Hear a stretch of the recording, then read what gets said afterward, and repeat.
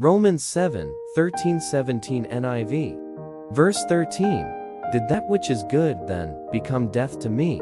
By no means. Nevertheless, in order that sin might be recognized as sin, it used an opportunity afforded by the commandment to produce death in me through what was good, so that through the commandment, sin might become utterly sinful.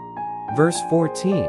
We know that the law is spiritual, but I am unspiritual, sold as a slave to sin. Verse 15. I do not understand what I do, for what I want to do not do, but what I hate, I do. Verse 16. And if I do what I do not want to do, I agree that the law is good. Verse 17. As it is no longer I myself who do it, but it is sin living in me. Expounding the verses. Verse 13. Paul addresses a potential misunderstanding about the law and sin. He clarifies that the law itself is good and holy, but it becomes a means through which sin is recognized and magnified. The law exposes the sinfulness of sin, showing how it can corrupt even good things to bring about death and separation from God. Verse 14. Here, Paul contrasts the spiritual nature of the law with his own nature, which he describes as unspiritual or fleshly. He acknowledges a profound struggle within himself, being drawn towards sin despite knowing the law's spiritual goodness. Verse 15. This verse reveals the internal conflict Paul experiences.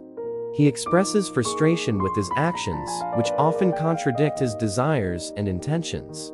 He wants to do good, as dictated by the law, but finds himself doing the very things he hates, sinning. Verse 16. In this verse, Paul acknowledges that if he does what he does not want to do, i.e., sin, it is an implicit agreement that the law is good.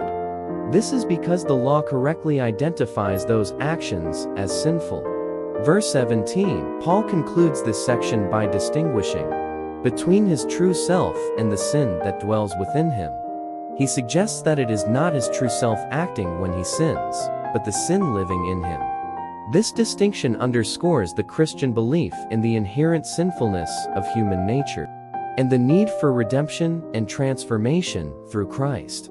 These verses from Romans 7 highlight the complex nature of sin and the law, the struggle against sin in human life, and the recognition of the need for God's grace through Jesus Christ to overcome this inherent sinfulness.